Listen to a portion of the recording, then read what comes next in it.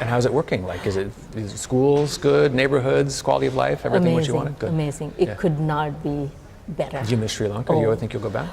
I missed it a little bit, but after I came to Seattle, I did not miss that much because Seattle is very much similar to Sri Lanka in many respects. You got water around island. You got all kinds of amazing fish and fresh vegetables and farms and great food.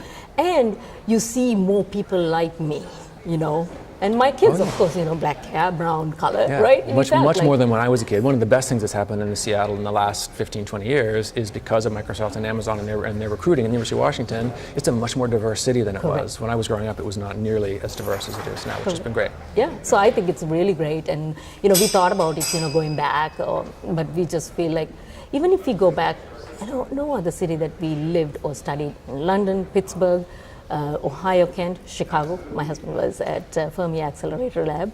And all those places, we couldn't compare those places to here. Interesting. I love to hear that because that's how I feel. This is an amazing place. Honestly, and we tell everyone now, life couldn't be better than living here. Good. So, and so I'm going to ask you a question on angel investing.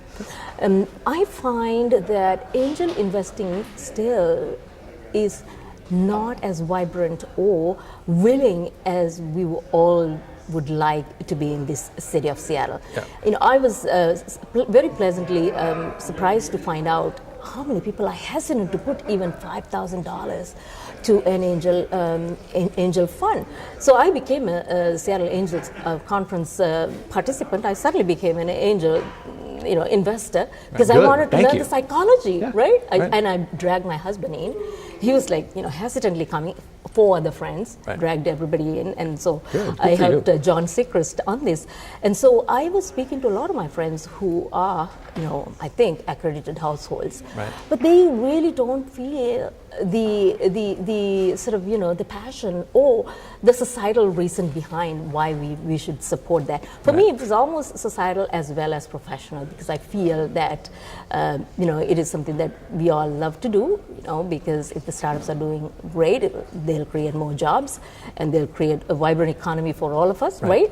But tell me a few things that I could do or we all could do in sort of invigorating the angel investment. It's interesting. I've thought a lot about this because I think naively you come to Seattle and you think, look at all the wealth that's been created through technology and innovation. Much more money. Why isn't more of that wealth being redeployed in the way that it is in the Bay Area, for example? And I think if I have to put my finger on the why, and this is just guessing, I don't have any data to support this, is so much of the wealth was created not by people who identify themselves as entrepreneurs, but they were employees. They took a job at a company, they chose the right company, they worked hard, they did good work, but their identity isn't wrapped up in the idea of being a founder or an entrepreneur. It's like they did their work and they made a lot of money and good for them. They succeeded as an employee. Yeah. And so they don't have the sense of, God, that was so hard for me, I want to give back, I want to mentor, I want to help. Whereas I think every entrepreneur who's been through the journey of building it yourself, and if they've had success, they know how hard it is. And they are, on the one hand, grateful for their success, but also grateful for the help that they received, and more likely to say, you know what, I had help along the way, I want to help others. So I wish that more of the people who made money at fill in the blank, Amazon and Microsoft felt that way, but I understand why they don't, is that it wasn't their journey. Entrepreneurship wasn't their journey. Oh, that's a very good answer. I've asked this from many people, but I think that is a very, very thoughtful as well as a very deep and logical answer. Some people have told me that in Seattle we have what they call expensive love and expensive family.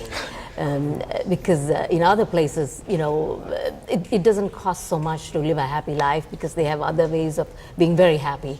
And, just be single and work all your life, or don't get married and don't have children. Most people here tend to be more conventional, have a traditional household. That's another answer that I heard. Very interesting. It's all going into there. It was funny, I wrote a blog post, not a very nice blog post a few years ago, called Too Many Maseratis, Not Enough Angel Checks. Because I think a lot of the money goes into wine collections and fancy houses and Maseratis, which is fine. I wish a little bit of that money would come back into the ecosystem and help entrepreneurs.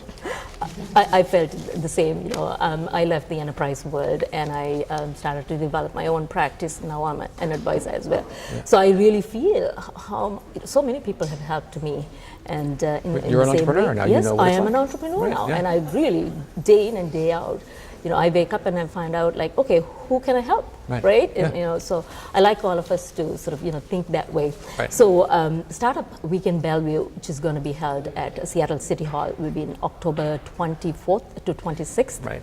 And that weekend, we hope that a lot of people who want to get to know, especially on the east side, about the startup, they would join us, and we do have a pool of coaches and mentors who are helping the contesting founders. Chris, tell me how Bellevue and the east side can sort of absorb, or I would say, imitation is not the word, sort of have this